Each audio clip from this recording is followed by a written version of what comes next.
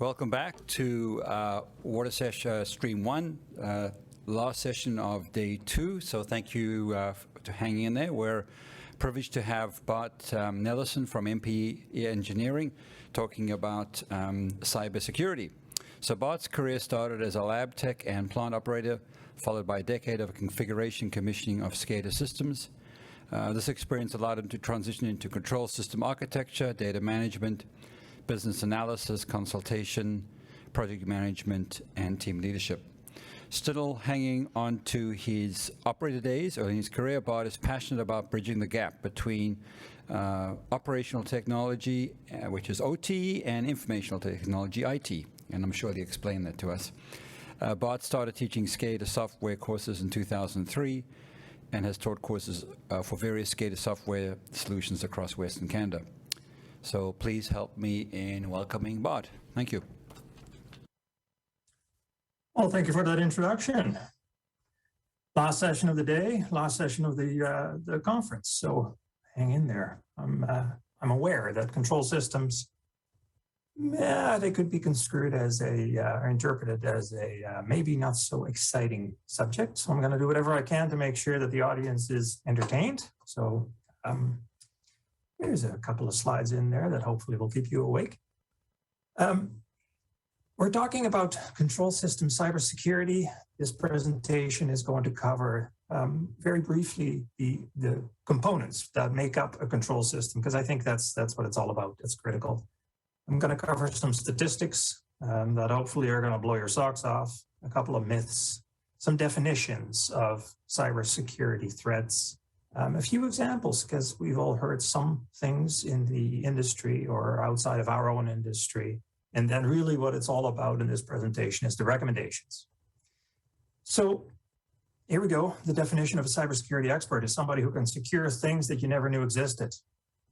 I wanted to put this slide up, and I also put these boring logos on there of the National Institute of Standards and Technology and Public Safety Canada, because these two organizations actually have really good guidelines out there that can be followed if an organization or a municipality such as the one that you're working for is interested in putting together some sort of a SCADA or a control system security framework. The control system components, and as mentioned in the introduction, the operation technology components that are on this slide. From the bottom up, we're talking about the devices that measure your process, a flow transmitter, a chlorine analyzer, things alike. They provide their signals into a controller of some kind. It could be a PLC, it could be an RTU, and then through some sort of a network, that information is transmitted up to SCADA servers that are used for operations for control, monitoring, alarming, reporting, etc. By the way, if you're interested, the BCWWA puts a course on. I happen to teach it about this slide, really, about process control and SCADA fundamentals. And the first course in this fall, in this school year, if you will, is scheduled for October 27th. Anyways, this slide makes up operational technology. Now, the information technology, the IT sphere, is the corporate infrastructure that in many instances, an operational technology solution is connected to in one way, shape, or form. We're going to get into that in just a moment. A couple of statistics.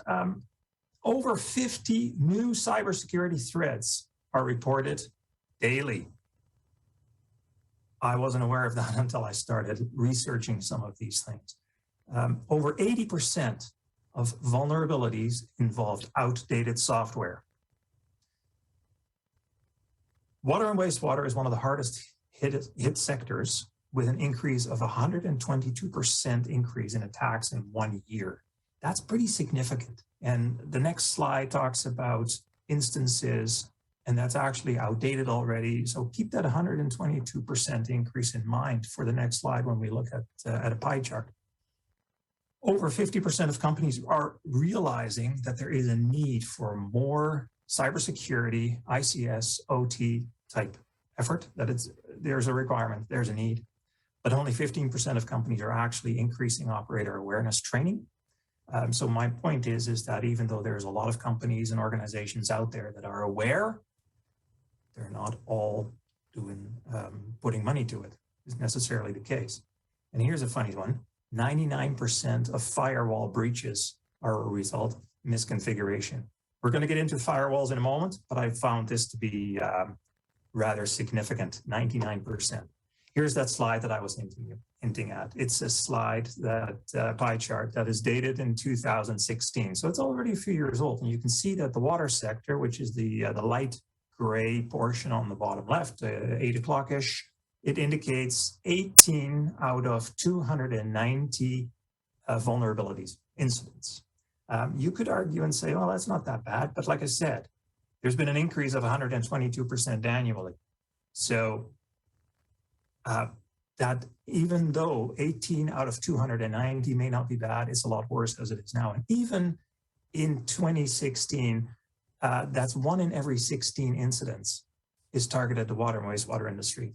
That is not a good statistics. And I think that that is why cybersecurity is getting more and more light of day. Here's a few myths. I got 5 in total. These are put together with help of the 2021 ISA report that I listed on the bottom. First myth is isolation from the internet keeps your control system safe. Well, it may and it may not. If it is implemented and maintained, an air gap where it's physically disconnected is effective. However, it's not very practical. We are using technology that allows for things like an alarm to be called out, or remote access, or a report to be generated.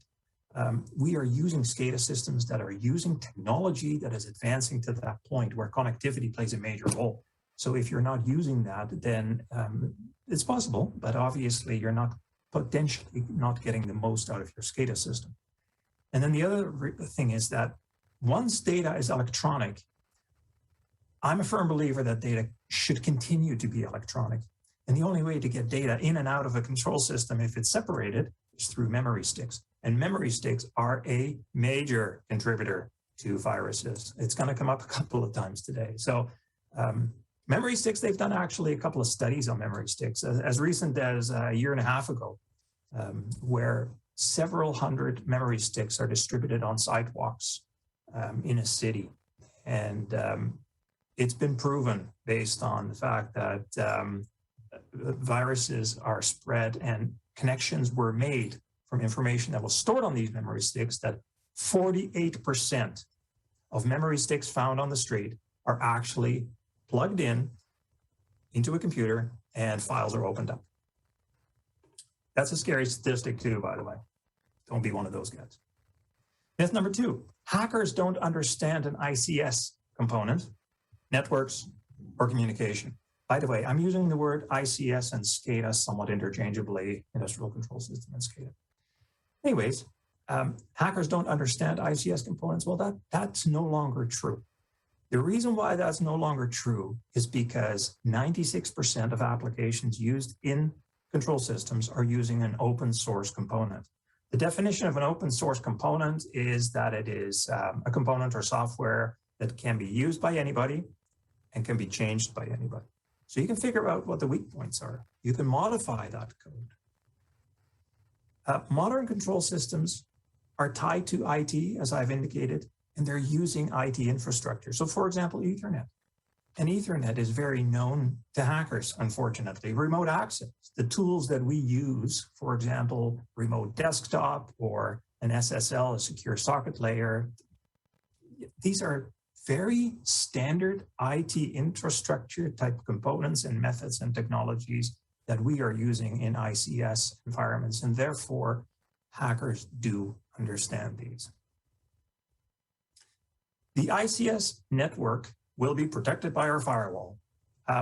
Yes, they can be, but a firewall needs to be configured properly. Rules are different for an ICS than for an IT type network. Firewalls need to be maintained, they need to be monitored, and they are only as good as the device itself. A firewall doesn't necessarily protect against protocols that they have been set up to allow. We've heard potentially words like a port being opened. In order for certain traffic to go through a firewall, you basically have to see or visualize this as one brick being removed out of an entire wall. And that brick now allows a certain protocol, a certain language, a certain communication to go through. And if we are using standard IT type protocols in our control systems, then we are not potentially quite as secure as we may think. Serial communication provides immunity from cyber attacks, myth number 4. Now, serial communication, see that as the point-to-point, as per the picture. The serial communication provide immunity from cyber attack. Well, serial communication is known to hackers, and serial communication, just like any of the other communications that we've already talked about, is using things like Ethernet. It is not providing protection as much as you think. Aside from that, inside hacks, we're going to cover that here very shortly, are not going to protect you from serial communication either. Myth number 5, hackers are only after financial gains and not industrial control systems. Well, I put this slide up here so that on the left side, you can see basically the sophistication or the motivation going up and the severity in that case. And I wanted to highlight a couple of things that there are a lot of financial gains to be had by hacking into control systems. Ukraine Power Grid in 2015 lost power to 250,000 users. There's people that see value in that. An attack on a major shipping company, Maersk, caused a temporary loss of routing of shipments. In other words, they lost their ships, their trucks, their containers. There is massive gains to be had. And in 2021, this is very recent. One may recall some newspaper clippings that covered a Colonial pipeline that had to be shut in for 2 days. This is a pipeline that runs in the United States from Houston to New York. Colonial ended up paying $4.4 million in ransom in order to free up their environment again. So your credit card information is not the only thing that generates cash from cyber attacks. All right, are we still awake? Here's a little picture with a presentation going on. The guy says, we've narrowed down our security risks to these 2 groups. On the slide, it says, everyone who works here and everyone who doesn't work here.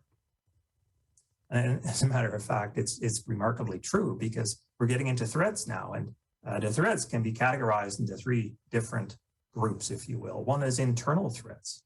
One is external threats and human error. So internal threats is very interesting again, where in 2020, again, very recent, a Tesla employee was approached through the internet and offered $1 million to place a ransomware virus on Tesla's network through a USB stick. Now, this guy ended up going to the FBI. The hacker who approached him was actually caught, a fellow from Russia. All I'm saying is that even if you have a completely separated environment control system from the internet, it's not going to protect you from things like this. External threats obviously cause disruption, damage. And then, of course, we've already talked a little bit about human error, incorrect misconfiguration. So these are the 3 different categories of threats. Now, I'm going to cover a couple of definitions, just because they are out there and you may hear them, just so you've heard what they actually mean. And the first one is ransomware. We've already talked about that one, where it's a malicious software that infects a computer or a network, and it completely restricts access. You'll see a picture come up and says, your files are encrypted, and only a ransom will unlock access. Another interesting statistic on this one is that the average ransomware demands have increased, I believe in 1 year, 518%. So 5 times what it used to be a year ago. Ransomware pays, apparently. Another threat is denial of service. A denial of service threat is a thread virus malware that basically floods traffic onto your computer or onto your network if it is a distributed denial of service. So what that does is it basically locks up your computer. You can't control your plant. Nothing works. You basically get no response. You get the hourglass, if you will, constantly. A man-in-the-middle attack is basically where you think you are communicating from one point to another, and it turns out that you're not. Somebody has inserted himself in between and is copying, monitoring, or potentially modifying that data. Now, you may think by yourself, it may not be that big of a deal if somebody listens into my reservoir levels or my pump statuses, and you're right, that's probably not. But if you were to set a chlorine alarm at 1.5 milligrams a liter, and it turns out to be 150, then that becomes an issue. So that's a man-in-the-middle attack. A zero-day exploit. Don't hear this one too much, but it's kind of interesting, and it does tie into a couple of the recommendations later. A zero-day exploit is an attack of a known vulnerability. It's a vulnerability that has been identified by the vendor, but has not been patched yet. So basically what this is Microsoft or anybody else may have identified and said, yeah, we have an issue and there is a patch out yet, but it hasn't been installed yet. And why it may not be installed yet is up to the user. It's going to get covered in just a moment. Phishing, as far as control systems is concerned, phishing is potentially not a huge risk because it is very often most known to try and steal credit card information by faking a reputable source. You know, you enter your credit card information on a website that turns out to be not so secure. It steals data. It is some sort of a malware. So that's what phishing is all about. And of course, what is a hacker's favorite season? Phishing season. Are we still awake, folks? We're almost there. Which one of you is being held on computer hacking charges? A couple of examples. This is one that is actually very recent. A water treatment plant in Florida. And I put it on this slide as the first one. First of all, because it is very recent. Second of all, is because it's water. Third of all, is because it's 14,000 residents. So one may think that viruses are only, or hackers are only after large facilities, large metropolis. No, not at all. 14,000 residents is not a huge metropolis. Remote access was compromised in this case. Windows 7, that's an outdated software solution, and TeamViewer played a role. And we're going to get to that as well in the recommendations. Poor user credential requirements were used in the sense that one username and password combination in this instance was used for all operators. And in this particular case, it turned out that the architecture for the control system was not optimal because the SCADA system was directly connected to the internet. In our world of architecture and design, that is a no-no. Example 2 was a big one. Stuxnet in 2010 was called the first digital weapon in the world.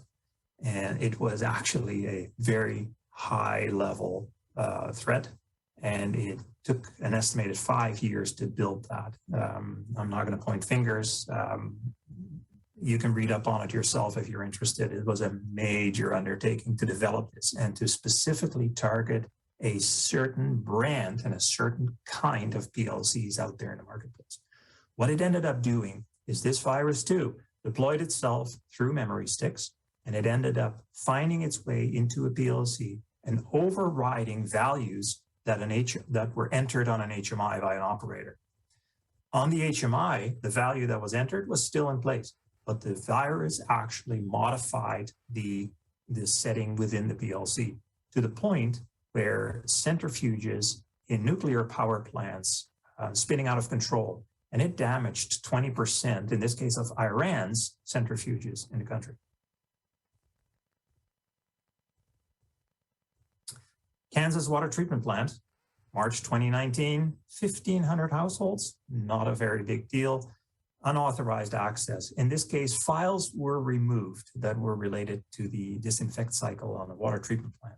Same thing, poor user credentials caused this. What this turned out to be is an ex-employee was obviously disgruntled, and the user credentials for the login and password combination were not removed after he was no longer with the utility. Here are a couple more examples listed that really did not disclose what the details were. San Francisco Bay Water Treatment Plant, Boston, Harrisburg, Pennsylvania, Camarosa, California.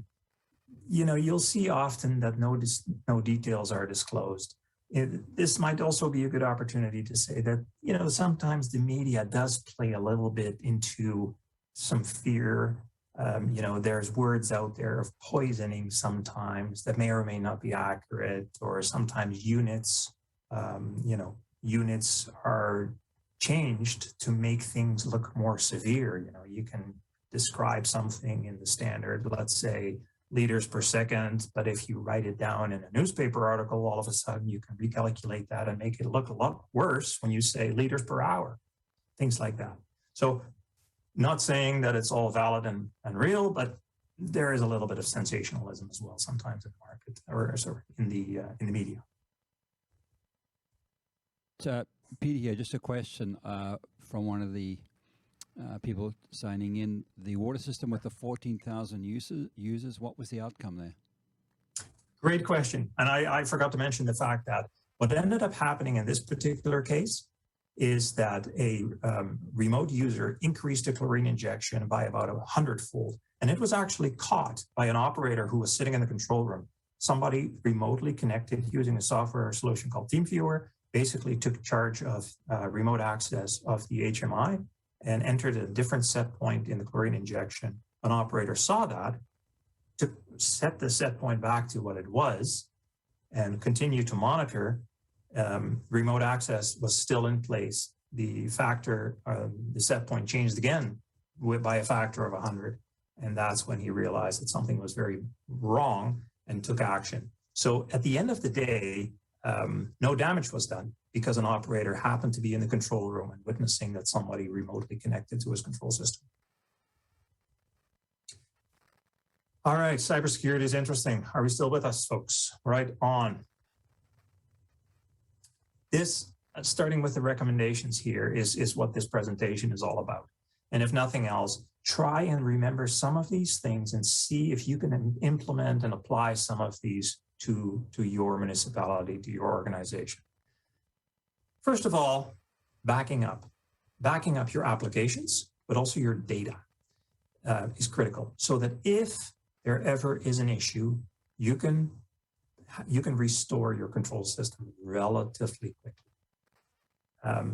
Having a backup of your applications and data off-site might be a really good idea, so that you can potentially combine the cybersecurity with a disaster recovery type of policy or plan.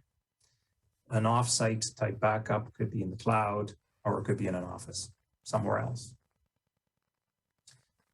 Now, some of these things you've already heard me talk about a couple of times. For example, user credentials, keep them current. So in other words, only active users should have user credentials to get into your control system. There are ways that your control system can integrate with IT or HR so that it's easier to maintain only the active users.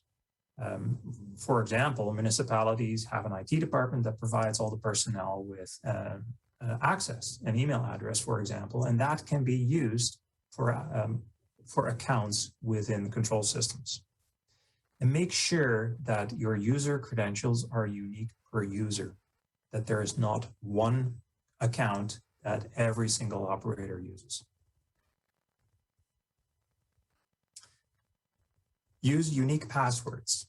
So don't allow multiple users with the same credentials, like I said, and also set criteria for your password so that the password is not password. The next one is a real big one. every component that you purchase off the shelf from a vendor somewhere will have a default username and password. And that default username and password can easily be found on the internet. Remove that. Change that default password to something specific to your application. Don't leave that default in place, is what I'm saying.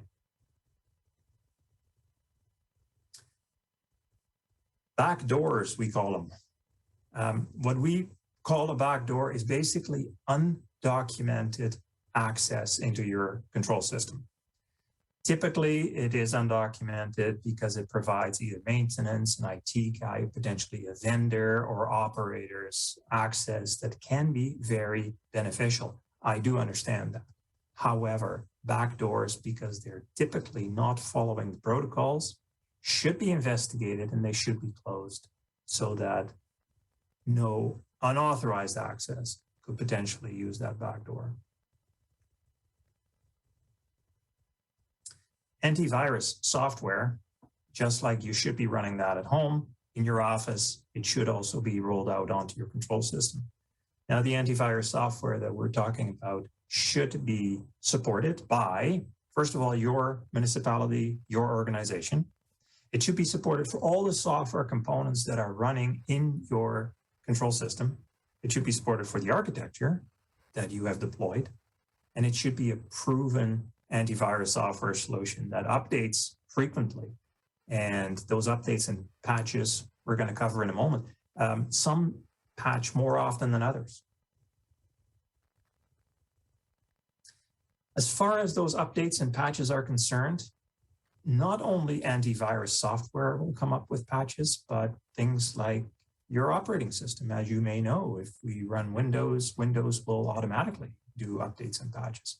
When it comes to the components on your control system, it is important to schedule regular updates, but still, if there's a critical update, to deploy those immediately. And yet, at the same time, to only update patches and updates that are supported for the software on your control system.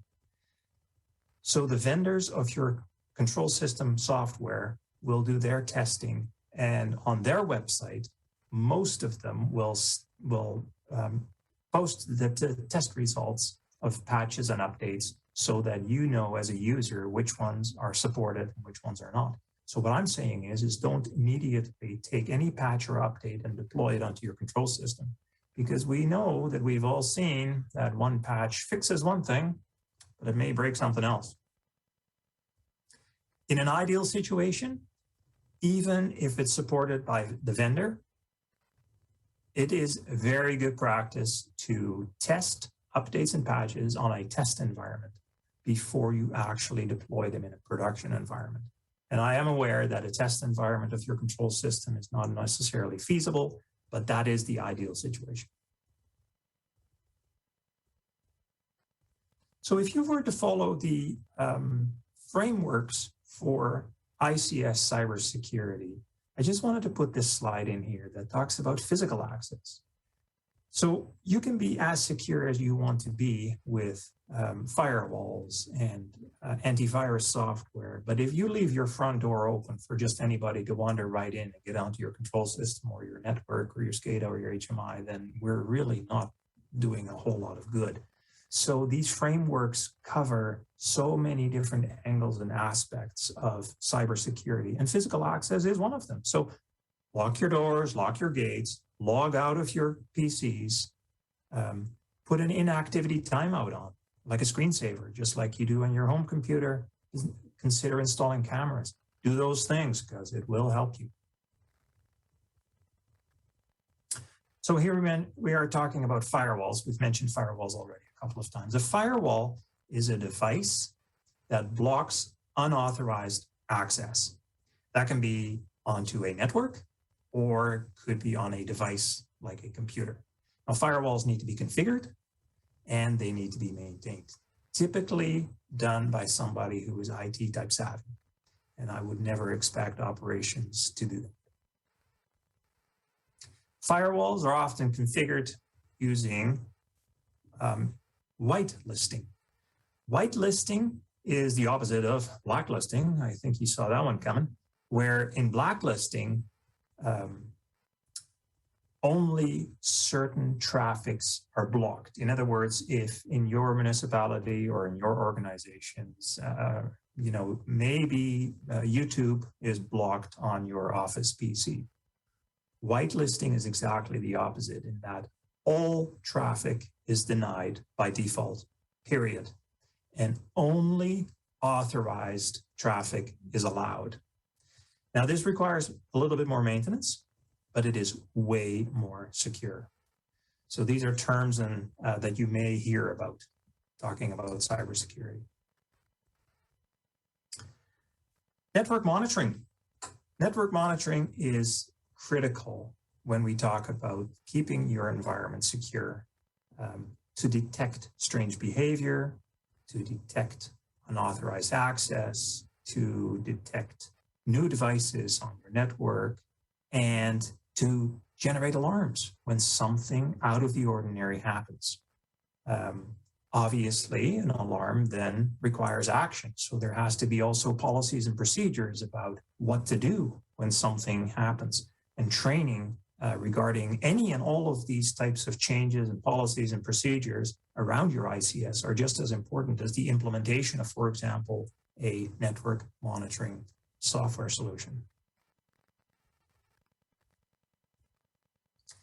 Secure remote access, we are talking about using modern technology. I've mentioned the word TeamViewer once before. TeamViewer is software that once was relatively big on for remote access, could be installed on any computer. I think it's free to use.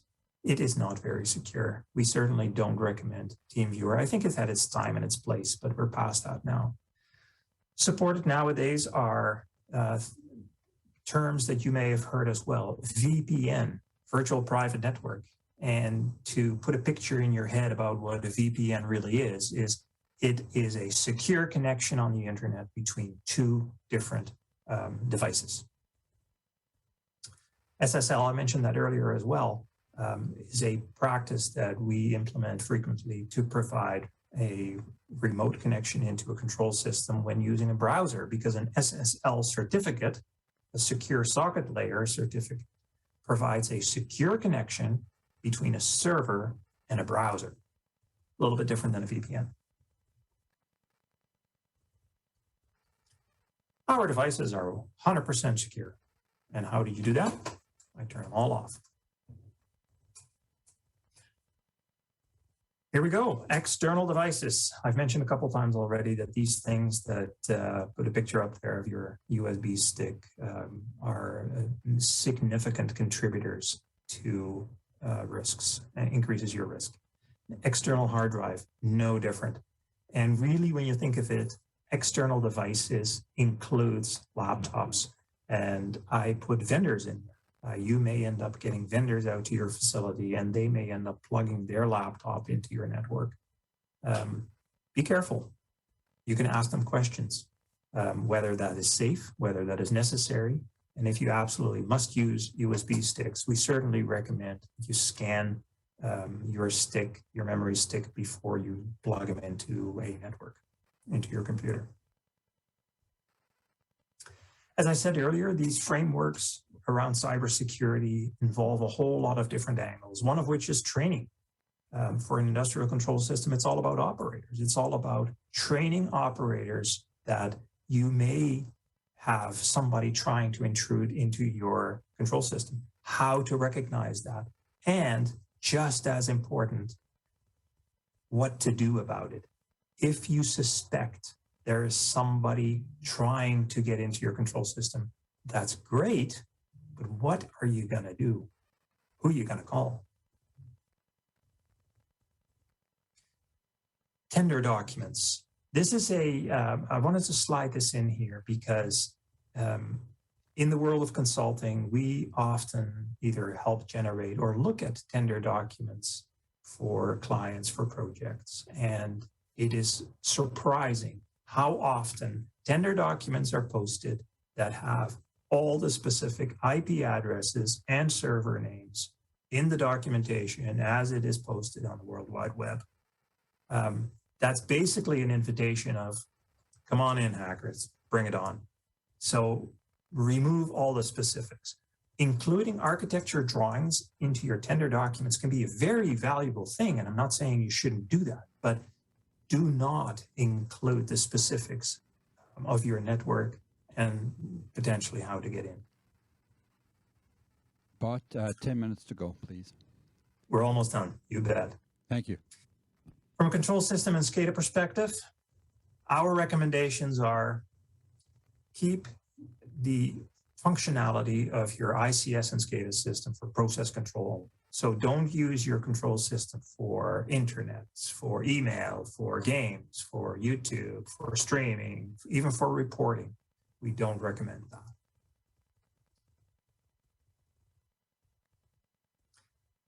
So to establish an ICS cybersecurity policy, look at and think about all of these recommendations. If you were to follow the frameworks out of the organizations that I listed earlier on, there's many that are listed and many more that are listed, and try and incorporate practices that you already have within your organization, such as the ones in IT, such as the ones for HR. You know what to do with somebody who purposely violates or repeatedly violates a certain policy or procedure. You, from an operational perspective, don't necessarily have to come up with the policy or the procedure to manage or deal with that if your municipality or if your company already has an HR-related policy about violation, for example. And I am aware that this is a subject that is very specific, so use experts and rely on experts. So I thank you for your time, for following this presentation. I hope that I kept you awake at the end of the day, at the end of the conference. Feel free to reach out. Absolutely happy to answer any questions. Here's my contact information. Have yourself a great rest of the evening, and thanks for attending. Thanks very much, Bart. I appreciate that, and Bart's information is up there with email and phone numbers, so reach out if you've got any questions. Great presentation and a great way to finish the conference. So keep secure, everybody. Keep safe, and safe travels from your, I guess, your basement back to your lounge or wherever you're going. Take care, everybody.